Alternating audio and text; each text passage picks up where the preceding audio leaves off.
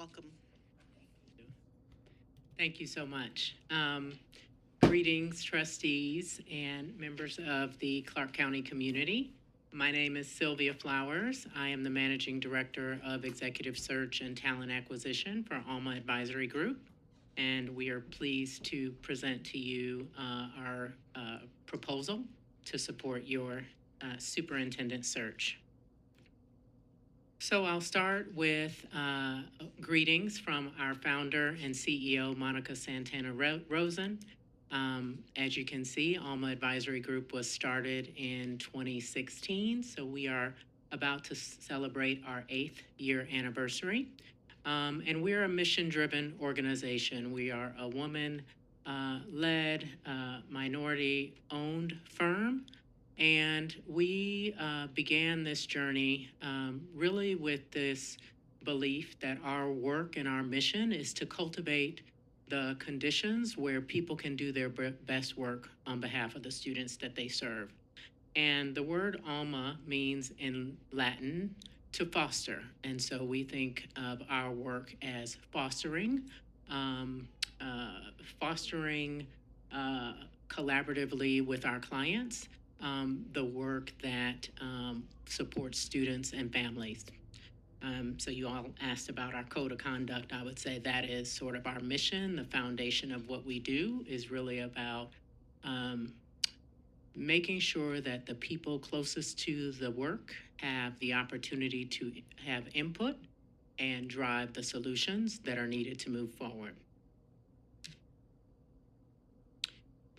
So the team that would be dedicated to this search, you can see a representation here. Monica Santana Rosen would, of course, provide executive oversight of the project. Eliana Pereira is our chief of staff, and she would support with project management and oversight. You see my picture there, Sylvia Flowers. I would be supporting Monica and team, typically with candidate management and project management oversight.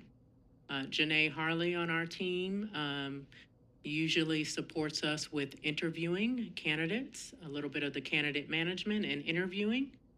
Venus Velez does some of our community engagement work.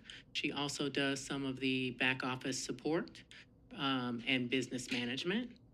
Nita Lasapunko does a lot of our data analytics.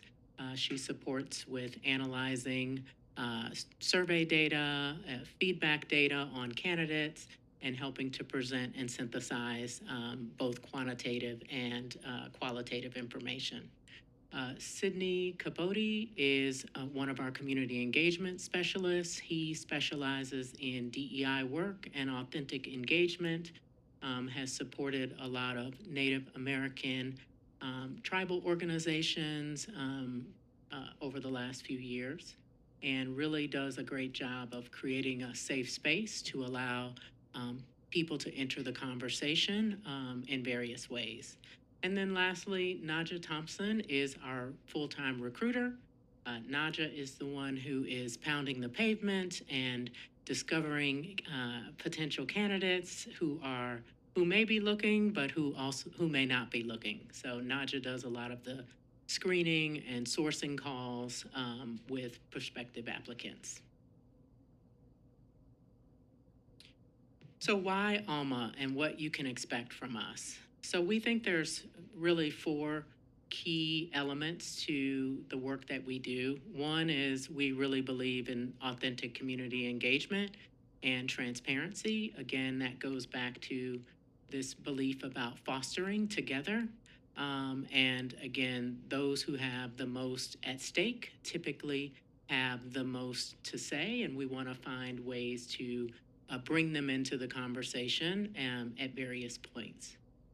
We also are dedicated to pulling together a process that mitigates bias through our anti-bias training, acknowledging that we all come into this space with our own biases and want to create the opportunities for us to talk openly about those biases, set those aside, and then think about the evidence that aligns to the competencies for the role, and we want to do that at every stage of the selection process.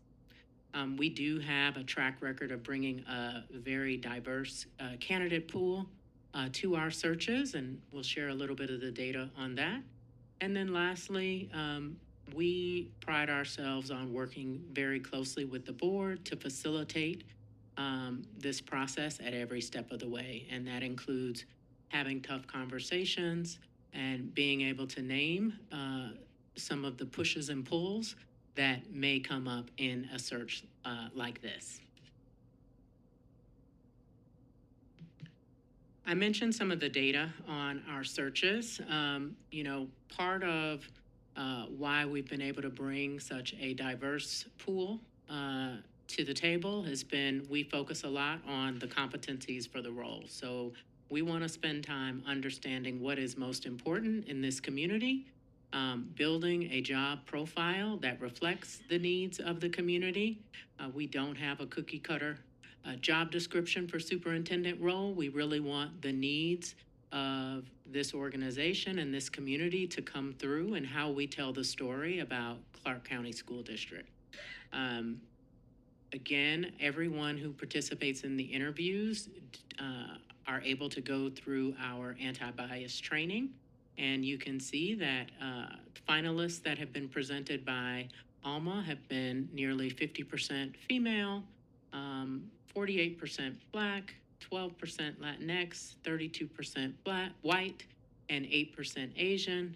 And then when you look at the candidates that have been selected, the numbers are fairly close or fairly equivalent to that. When it comes to community engagement and transparency, I know the RFP had put a cap on community meetings at 6.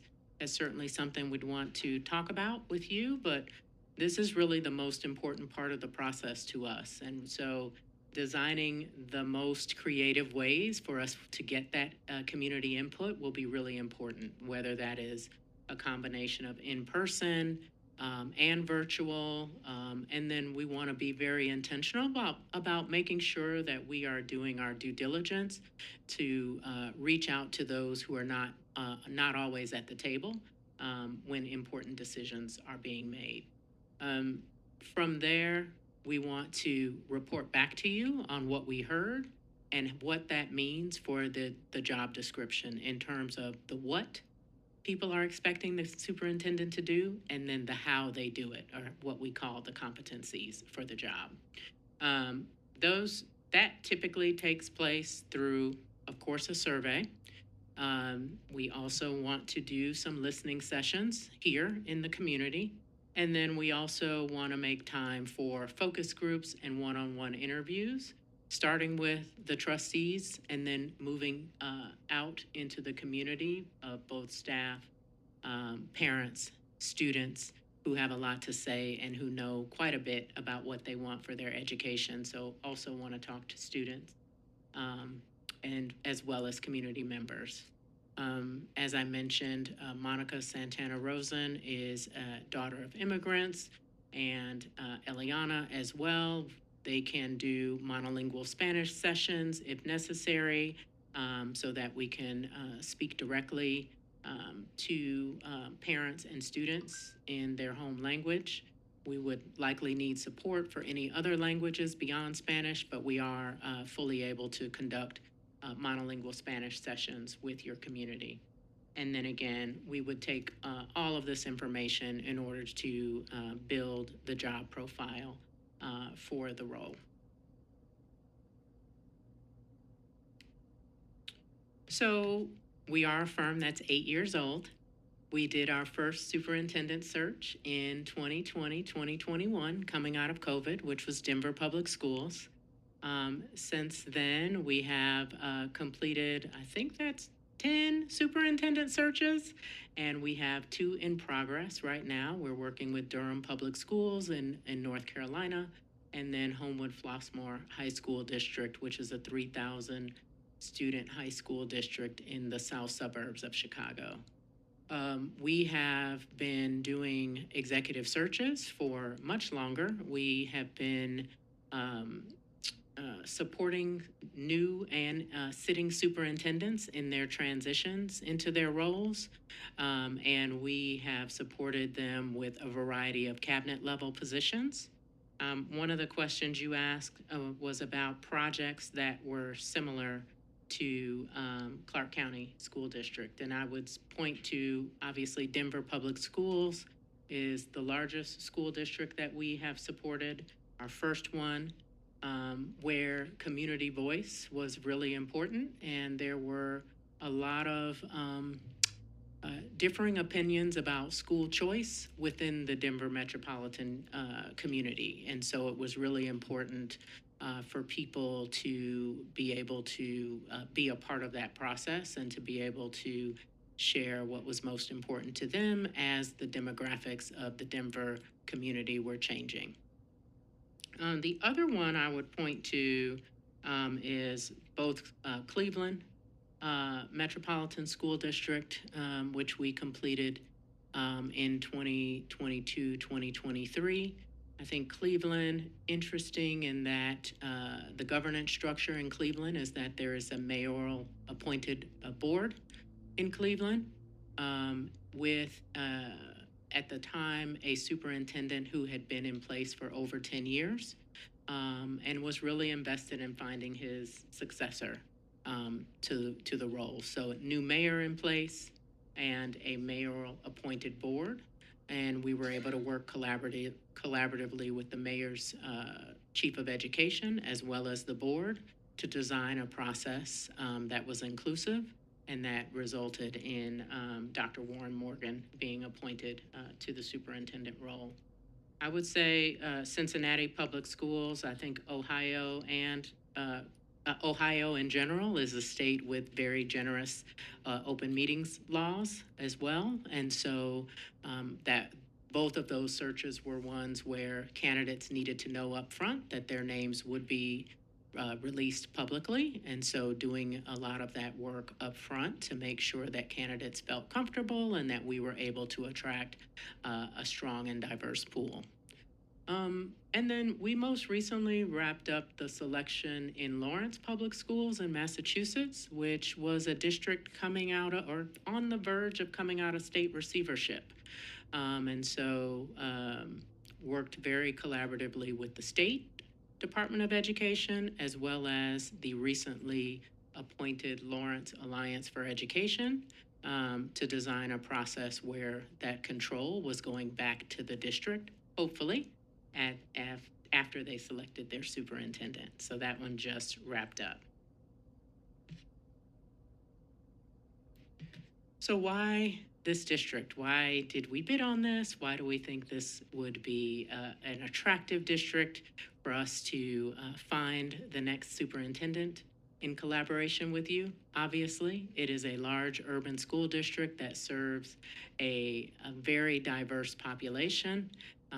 The district has been on the cutting edge of some of the equity and racial justice work and implementing restorative justice practices in their schools. I think as the strategic plan comes to an end, this is an opportunity for the next superintendent to come in and work collaboratively to rebuild and to set the foundation for the direction in the next 5 years. And then I think the recent changes in your governance structure create an opportunity to rebuild trust in the community as part of this process. So this is an example of a typical superintendent search with Alma. I would say in general, as you've heard from previous firms, about 4 months is the average timeline for a superintendent search. If you all were to move to decision tonight, then we would be ready to get started as soon as possible. And the goal would be, of course, to finalize your selection by November and plan for the transition of your selected candidate. I think we'd want to understand the best ways to gather community input during the summer months and thinking about the best ways to reach parents and students and staff during this period where vacations and scheduling become a challenge. Typically, you will see from a process standpoint, I mentioned we begin with stakeholder input. That is the foundation of this work. Depending on the summer schedule, we would start with, of course, one-on-one interviews with members of the board of trustees, and then try to conduct as much of the community engagement as we could during the summer. We would also, if we were not able to reach as many people as possible, we would develop that job profile. We would launch the job profile so that we could begin early recruiting, and we may come back to make tweaks to it if we needed to, if we needed additional community engagement in the latter part of the summer. So the August-September timeframe would be recruiting and sourcing candidates and designing with the board the selection process steps. Typically, Alma does conduct first round interviews of all candidates. We would do a resume review. We would use a rubric, of course, that is aligned to the job profile. And we also think it's important for us to talk to each and every candidate before we would present candidates to the board. So we do conduct first round interviews and provide those notes as well as our feedback on the strengths and the things that we want to continue to learn about a candidate at the next stages. So September, October, we would be presenting candidates to the board for the board's consideration.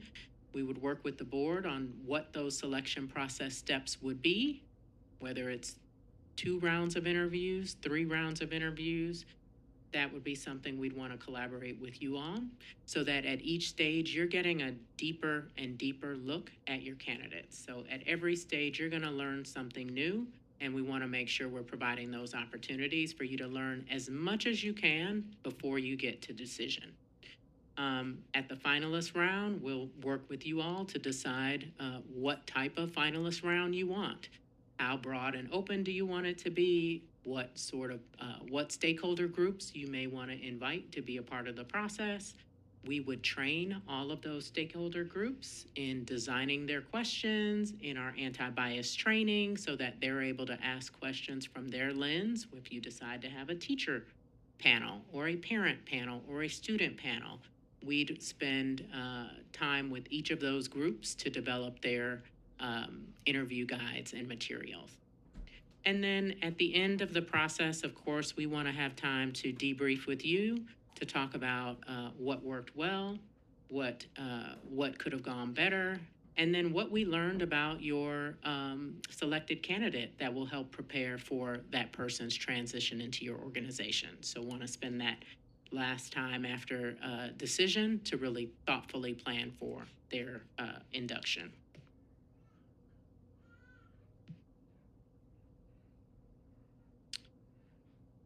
So again, the Alma difference is the facilitated work that we do with the board at every step of the process.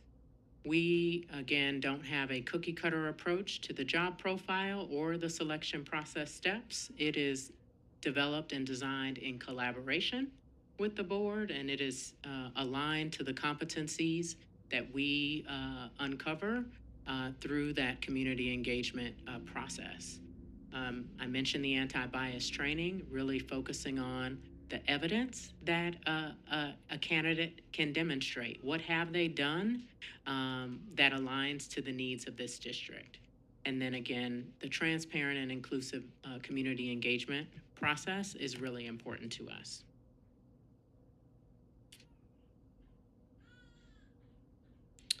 And I wanted to jump into a few of the questions that you all shared in advance. I mentioned a little bit about the districts that we've worked in that we feel are comparable. You also asked about how do we find qualified candidates. So we have a dedicated recruiter. Our team brings many years of education experience, both in traditional public school districts and nonprofit organizations, as well as from the private sector as well. So We develop a sourcing list. We use LinkedIn like everyone else. We are looking for referrals through our personal networks as well as through social media. We track all of our posting sites, so we would, of course, present to you a list of the places that we think we should post this position. Many of those have metrics that are associated with the number of clicks, the number of views. We are tracking that at every step of the process. And then we're also tracking where candidates come from. So through our applicant tracking system, we can see from what source they clicked on the job and then applied. So we're also looking at that as well. You all mentioned the open meetings law. We've certainly read about it, but would want to work very closely with your general counsel to make sure that we were in compliance with all of the requirements here in Nevada. I mentioned our work in Ohio and places that have very generous open meetings laws, and we think that can certainly present some great opportunities for transparency, and it also could present some challenges in terms of recruiting candidates who are ready and willing to be in the public during the process.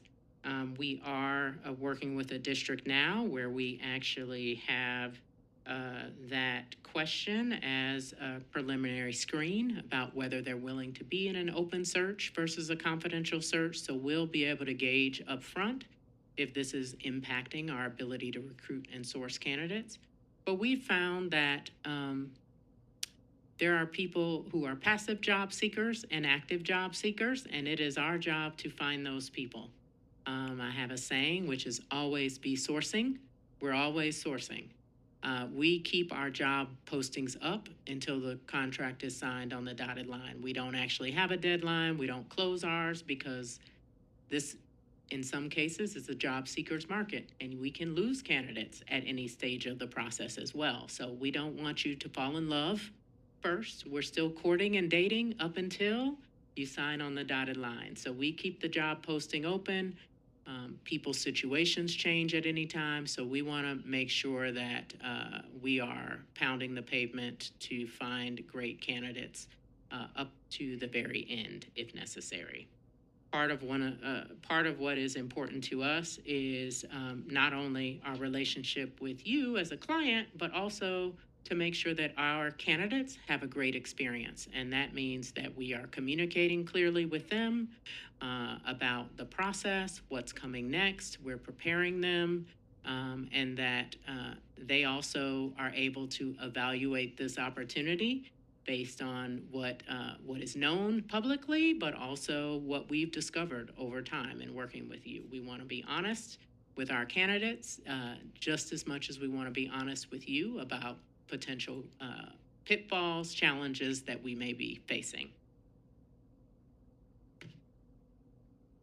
The other thing that you all asked about is a guarantee. And so our pricing is based on the time and effort that we put into our searches.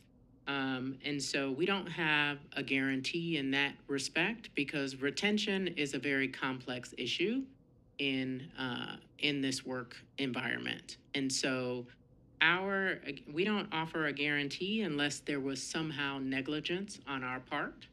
But we know that, again, someone's decision to leave a job or not sometimes is beyond Alma's control. You also mentioned whether our recent placements are off limits. We are not intentionally seeking candidates that we have placed in other roles. We, of course, respect candidate confidentiality, and if a candidate came to us and showed interest in this role, we would really want to understand why they would want to leave an opportunity that we had recently placed them in. And let's see here. You all also asked about define the responsibilities that would be completed by the board or the district. So one thing that we know is that the superintendent search is one of the most important responsibilities of a board of directors, board of trustees, and it is a time-intensive process. So buckle up. Um, we will be requesting your time. It would be ideal if we could have one or two point people that we could work with weekly or bi-weekly to really do some of the blocking and tackling and planning that need to happen for the 4-month period. That includes helping us identify the potential partners for community engagement and some of those things. It's also thinking through some of the design decisions and how we want to bring those back to the full board. So we find that having a dedicated either small group, couple of folks who are working with us on a weekly or bi-weekly basis really helps us move the process along. And we may also need district support as well. So having someone in the district who can help with communication, getting information out to parents, establishing a dedicated website so that people can access information about the superintendent search is also really important. Whether that's using the robocall tool or any other electronic tools to get surveys and things out to the community, we would need that partnership with the district on some of those logistical aspects as well. And with that, I will turn it over to you all.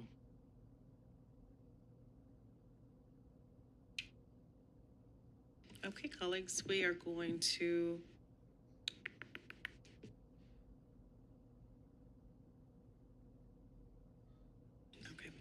all right, very good. All right, colleagues, we've got 20 minutes for questions, and I'm gonna take the first question before I turn it over to my colleagues. Ms. Flowers, could you share if there is one designated project manager on your team that will be working with CCSD, if selected, would be working with CCSD, either committee or a staff member and committee? Help me understand a little bit more about the structure, the way that you've designed the interaction with the district. Yes, so typically our searches are either led by Monica Santana Rosen or myself. So depending on when we get started, we will make that decision on who's going to be the primary point of contact. Monica, as CEO, typically provides executive oversight on all the projects, and then either I or she or I will lead the search. Then we'll have a number of people who are supporting at various stages of the process, but primary points of contact are typically Monica or myself. Thank you. I'm going to turn it over to Kate and Trustee Williams. Kate, first name basis over here. Thank you, Madam President. Thank you, Ms. Flowers, for coming here and presenting. Flowers, right? Yes. Okay, all right. Just, I don't have my glasses on, so I can't see. One of my, I have a typical question that I was asking the other firms, but one thing that I was concerned about is that your company was established in September of 2016. So it's a little over 8 years, or right at 8 years. Mm-hmm. So where's the longevity data that you guys have from that? Like, how are you basing that off of? Because where the previous companies have been able to show us 10 years or more of data, you guys only have 8 years. So I guess how are you guys going to reconcile that for us? Yeah, we certainly don't have 10 years of data. Right. And we just started our first superintendent search in 2021. Okay. So of the superintendent searches that we've led, everyone is still in place. Wonderful. So, I mean, a win's a win, right? So I would say over time, though, we have, because of our work in districts, and I didn't say this at the front end, our work was really around human capital and talent management strategies in districts. So we began our work in human capital consulting, helping districts figure out how to better recruit and retain teachers and leaders. Out of that work, districts began to ask us to lead executive searches. Gotcha. Because they found that our tools and resources for finding teachers and leaders were competency-based, they mitigated bias, and they said, can you help us find our next CAO, COO? CFO. And so that is what got us into executive search and Gotcha. then later superintendent search. So while we've only led superintendent searches since 2020, 2021, we've led over 90 searches of all cabinet level positions. That's helpful. Um, I'm sorry. yeah, I was going to and- say, yeah. that's helpful. And I'm sorry not to cut you off, but I know that my other colleagues have questions, and I just want to ask this one very, very specific question. Las Vegas, Clark County is a very specific type of city area, very transient. Every 4 to 5 years, we have turnovers in our neighbors, in our neighborhoods, and things like that. So how do you, and then not only that, but with as much of a political spotlight we have on this board, in this county, in this district, how do you sell that to a candidate who is going to be openly scrutinized by the entire public of people who don't know them? Absolutely, absolutely. So, a couple of things. One, this is a great opportunity for a current superintendent, a rising superintendent. So I think there are many, again, active job seekers as well as passive job seekers who will be interested in this role. And that is the responsibility of the firm to tell the story. And that starts with us getting to know the community and to hear about the lived experiences of students, of staff members, of parents, so that we can do the selling, right? What we have found is there are great things about every place. Almost every client that I have says we're special and we're unique. And it's true. And we want to tell that story. This is a place for visitors. I live in Nashville, which is also a place that has a lot of visitors. And so there are ways that we want to talk about not only the community that has been here, but the people who are coming here. And I think there are people who will find that attractive for a variety of reasons. Wonderful. Thank you. Mm-hmm. Thank you. Trustee Satori? Hi, thank you so much. I appreciate your presentation. Thank you for being here. I have a couple of questions. One, I just wanted to have you elaborate a little bit more on your vetting process, just kind of the beyond the general background check. Yep. And what ways do you use to vet and what sources you use? Yeah, so as I mentioned, first, we want to talk to every candidate. We want to interview every candidate before we recommend anyone for the second round interview, which we hope will be with members of the board. But that's to be designed with you, how you all want to design the selection process and the number of rounds you want to use. In terms of vetting, we will, of course, do background screens and internet searches, and we will ask them directly. Is there anything in your background that the board needs to know about so that you have that information up front? And the further we get in the selection process rounds, we will be asking for formal references and doing formal reference checks on candidates that advance at each stage. Of course, we have an extensive network. Many of the people on our team have worked in districts across the country, as well as nonprofit organizations who have supported school districts. And so we, of course, have a network as well. We don't have a book of people that we present to you as a client. We are actively looking for people that align to the competencies that we discover in that first phase.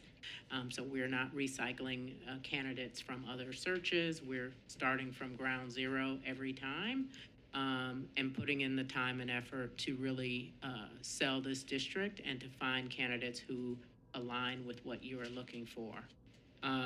And we want to have frank and honest conversations with you about candidates. We do know, this is a world where the media can be good and bad to people.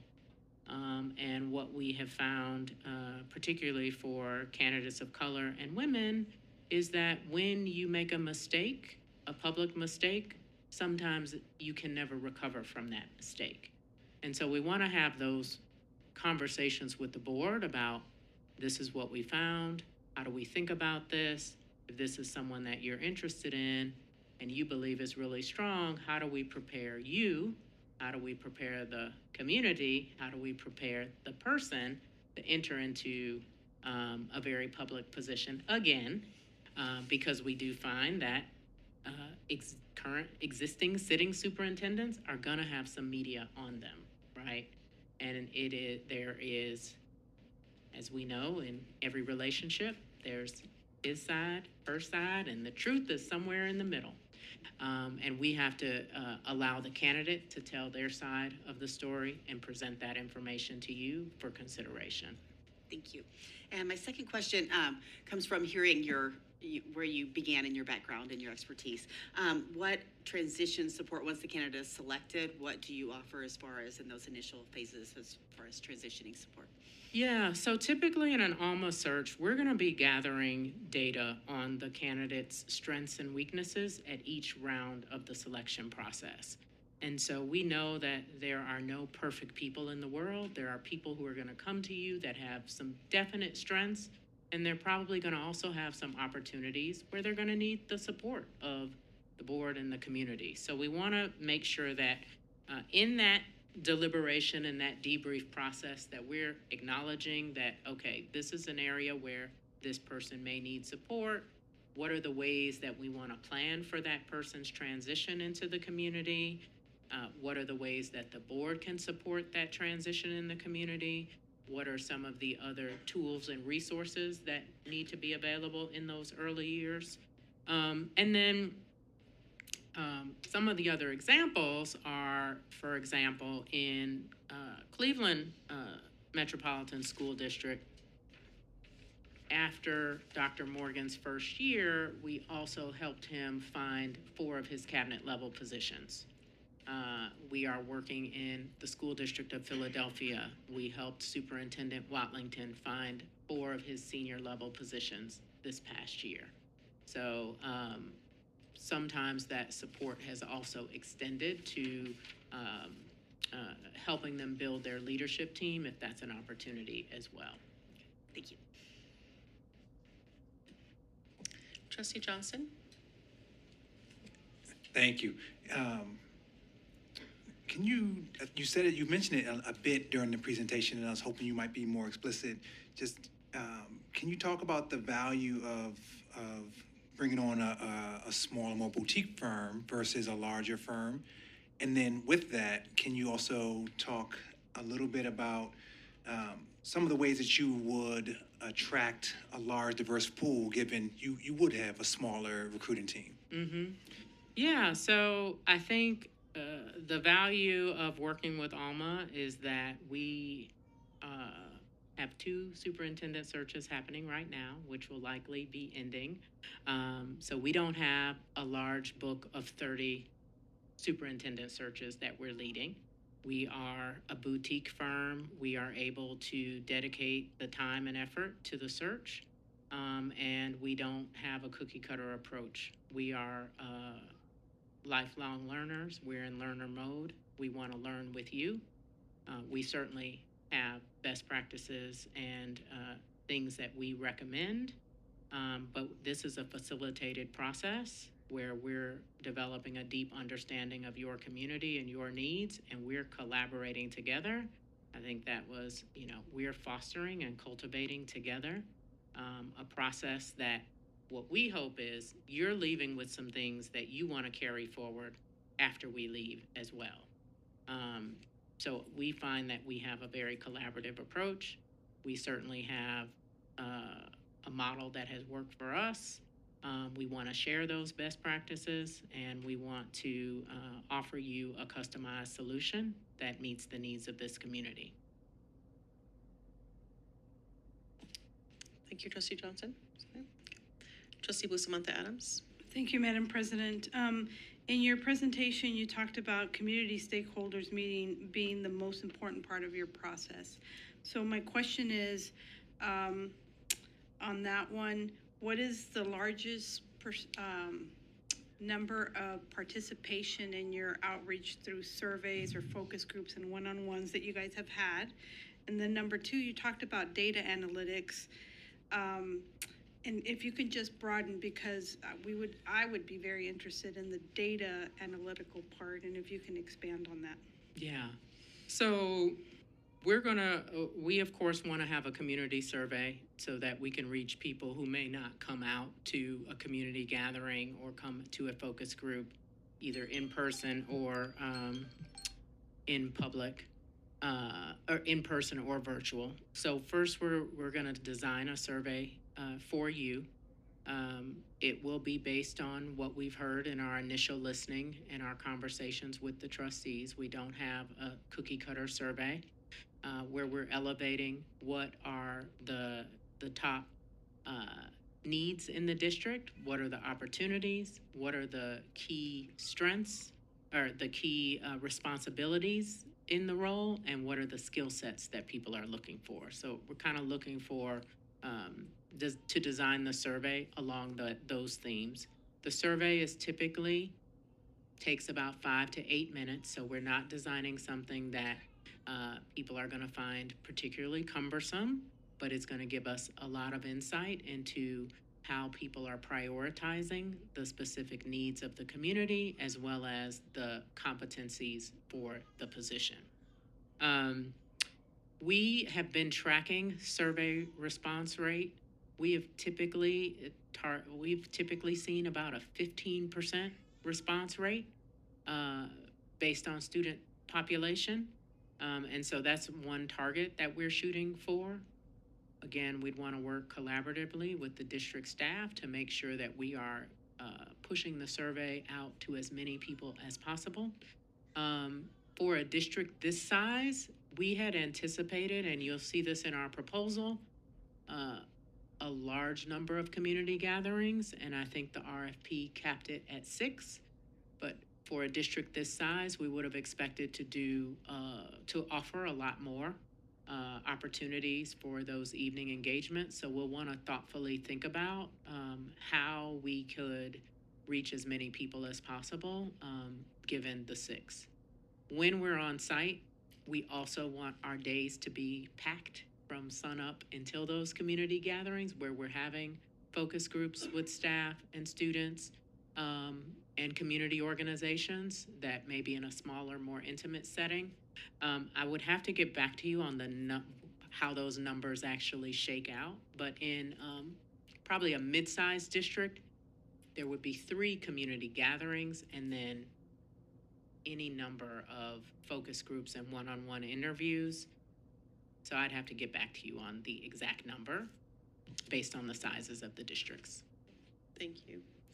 Trustee Cavazos? Thank you, Madam President. Thank you, Ms. Flowers, for the presentation.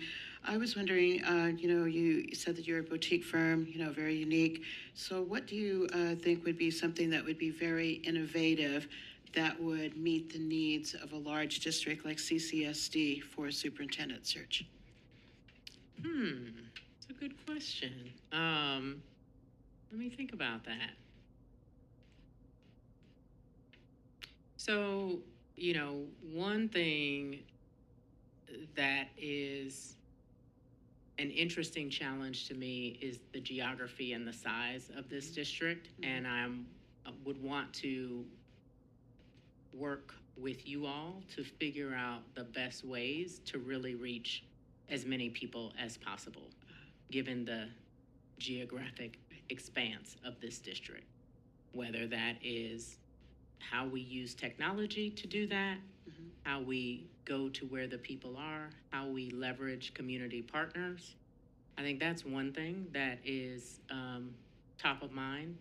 I think we also develop a very inclusive final interview round process, which we think would be really great in a district this size. I think it would be an interesting challenge to ensure the diversity and representation on such a broad interview panel process, and would be interested in hearing more about some of the creative ways we could get some of the folks who are not always at the table to provide that input, even at the finalist round. Okay, thank you so much for your answer. I appreciate it. Excellent. I believe that we are at time. We have 2 more minutes, actually. Oh, look at that, colleagues. Whoa. Phew. Trustee Cavazos, did you have something else? Oh, no, you're good. Okay. Trustee Zamora? Right on time. Thank you for the presentation. I just have one question. How can you mention that you will be leaning on the district for a lot of support, for example, in communications? How can the firm ensure that we stay unbiased for the internal people, internal candidates that we might have? Oh, that's a great question. So we have a lot of care and compassion for any internal candidate who decides to put their name in the hat. And I think I mentioned we care as much about our candidates as we do about our clients because we want them to have a process that treats them with respect. And particularly for an internal candidate, we want to recognize the strengths and contributions that they've made to this district and the courage that it takes to put their name in a public process. And so we'd want to work thoughtfully with you all on who owns the relationship, who has the strongest relationship with candidates, who internal candidates in particular, so that they're not only hearing from us if it's good or bad news, that they're also getting that thank you from a member of the board if they don't advance, for example. And so we'd want to thoughtfully collaborate with you all on how you want to treat internal candidates. And there's some decision points that you want to make. You might say, because Alma's going to interview everyone anyway, we're going to interview everyone, and we're going to give you a recommended list of candidates to move to the next process. We'll want to talk about whether or not we allow every internal candidate to have a second round interview with the board, or whether you want Alma to make the decision and then you take our recommendation. So those are some ways that we want to talk about how we want to treat internal candidates. We do find that internal candidates, because they're known entities, sometimes have a higher bar to cross than someone from outside. And so what we want you all to do is to really think about how you evaluate those candidates based on where they are in their current role and how those skills transfer to the competencies of the role, right? So they're not the superintendent right now, but what are the things that they have done in their career that are transferable to the role of superintendent, even if you don't see them in superintendent role right now because of your current interaction with them, if that makes sense. Thank you. Thank you. Thank you, Ms. Flowers. Thank you so much for your presentation today and for answering all of our questions, all up to the 20-minute mark. Appreciate your support. Thank you. I think at this point in time, we'll transition out. Colleagues, I'm going to ask you to, Ms. Flowers, thank you again for your presentation. You Thank are you. good to go. I appreciate you making time to be here with us tonight. Thank you, Mr. Caruso, for supporting Ms. Flowers as she transitions. Colleagues, what we're going to move on to next is the public comment period for this item. I'm going to ask you to please go through your scores and make sure that you have a combined average score for all three of the presentations today. Okay. And again, it's the combined average score, not the total score, but the combined average. Okay.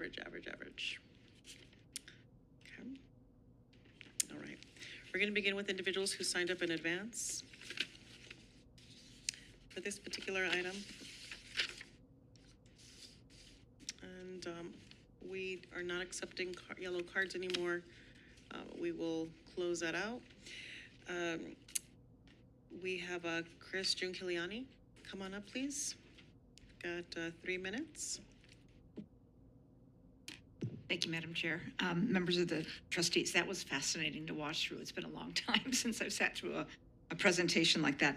I would ask that you consider not giving clear direction to whoever you wind up consulting with or hiring, that they not come from Brood or Chiefs in Schools as their consultants. We've been there and done that. I would I think I heard through all three of them that they need to establish a method for both the community and student engagement. There are ways to get that engagement on the high school campuses, for example, with the kids by outreach and a complete, so we shouldn't dismiss that opportunity.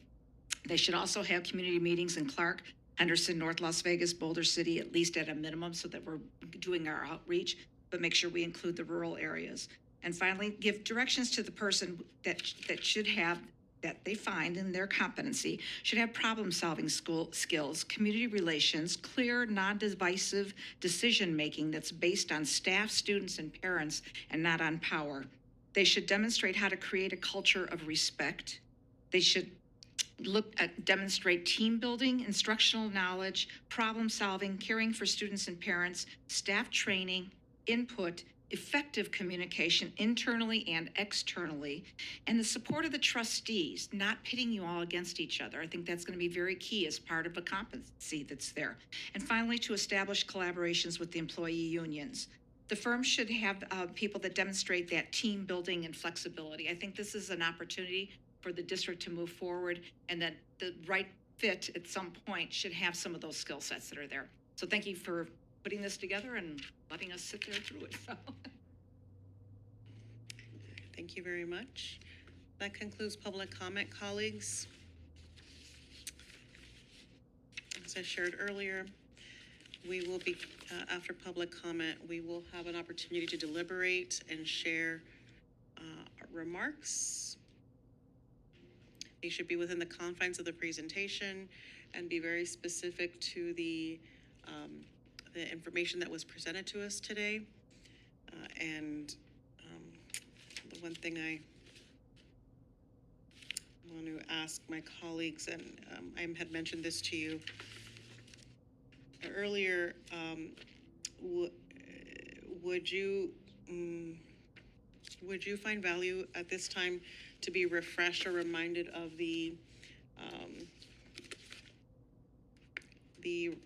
proposals, the superintendent search RFP responses with respect the ratings for the cost ratings? Would you benefit from hearing the cost ratings again at this time? No? Think you're good? Okay, very good. If you need that information, it is available at the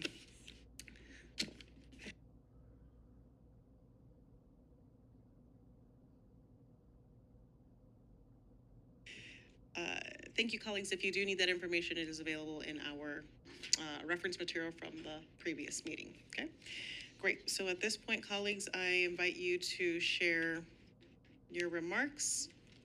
Otherwise, if there's no remarks to share, we can go straight into average scores and providing the average scores to council.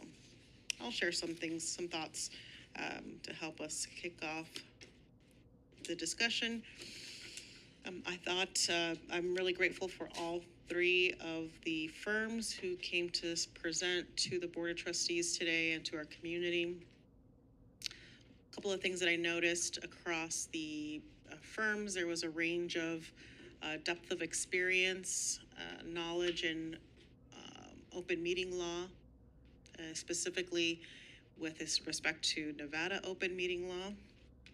And some firms have more of a learning curve than others when it comes to OML knowledge. I also found it interesting to note the pieces around capacity and structure within each firm's presentation. I thought there were some key differences there for me around one firm had a very specific team who were all present here today, and we're ready to get started tomorrow on our work if selected.